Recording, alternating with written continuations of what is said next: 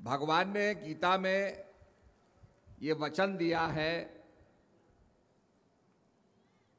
यदा यदा ही धर्मस्य, जब जब धर्म की हानि होगी तब तब मेरा अवतरण होगा। जब जब धर्म की हानि होगी, नेगेटिविटी बढ़ेगी,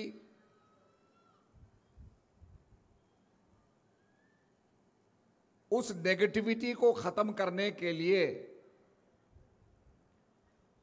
मेरा आना होगा। भगवान कहते हैं, पवित्रणाय च साधूनाम विनाशाय च दुष्कृताम धर्म संस्थापनार्थाय संभवामि युगे युगे। युग युग में, प्रत्येक समय में मेरा आविर्भाव होगा, मेरा आना होगा। कितनी नेगेटिविटी बढ़ती जा रही है, आप अखबार को उठा के देखो। अच्छी खबर कहीं छुपी हुई मिलेगी, दुबकी हुई मिलेगी, और नेगेटिविटी की खबर आपको सर्वत्र मिलेगी।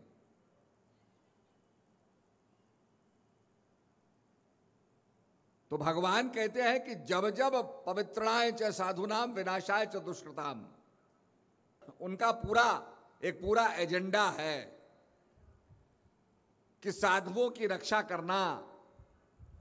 अगर आप चाहते हो कि भाई हमारी रक्षा हो तो साधु बन जाओ, क्योंकि भगवान का तो सीधा है, जो साधु वृत्ति जिसमें होगी, जो साधु होगा, जिसके अंदर सात्विकता होगी, उसकी रक्षा करूंगा, और विनाशाय च दुष्कृताम, दुष्ट का विनाश करूंगा।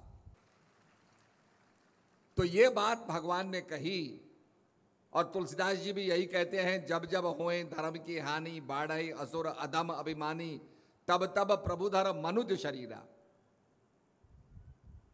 तो भारत के अंदर हम लोग जन्माष्टमी मनाते हैं। भगवान आए, भगवान प्रकट हुए, भगवान आएंगे।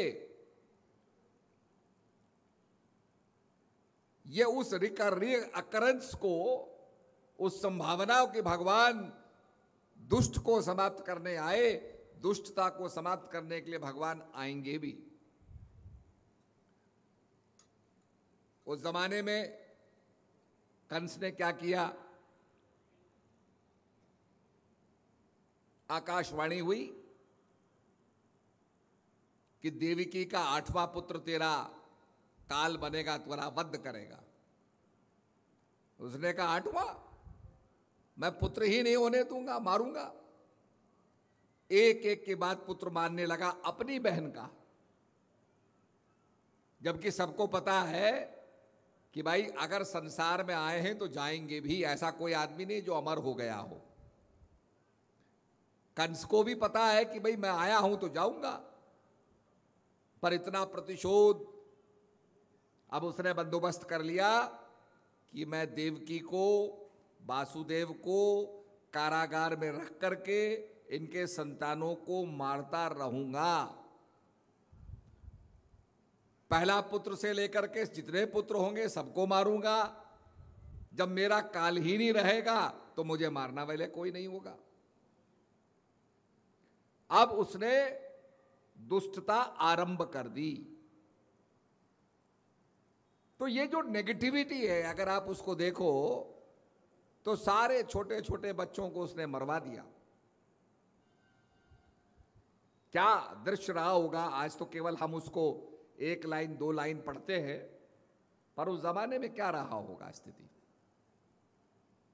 अब भगवान कारागार में पैदा होते हैं, और भगवान के पैदा होते ही कारागार के सारे ताले खुल जाते हैं।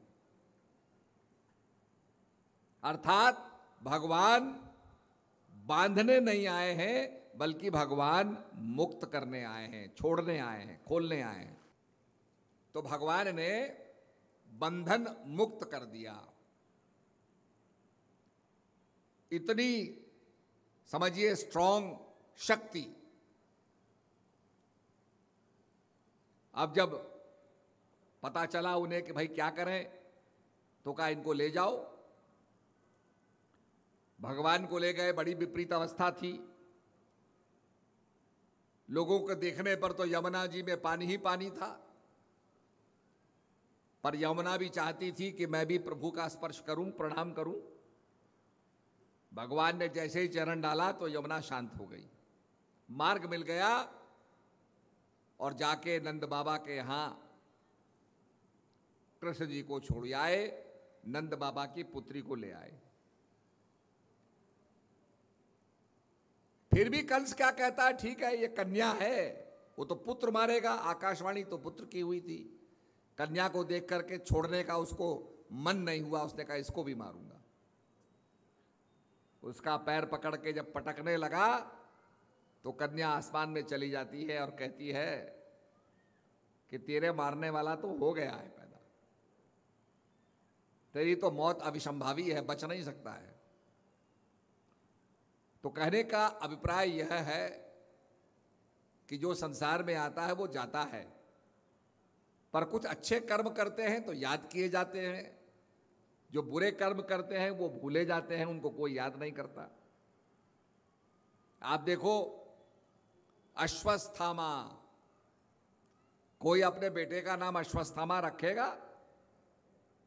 कोई नहीं रखेगा। आज भी हम अश्वत्थामा को मानते हैं कि अश्वत्थामा आज भी जिंदा है और घूम रहा है, पर क्योंकि उसने गर्भ के ऊपर आक्रमण किया, ब्रह्मास्त्र छोड़ा, कुकृत किया, तो आज भी लोग उससे नफरत करते हैं, उसका श्रद्धा से नाम नहीं लेते।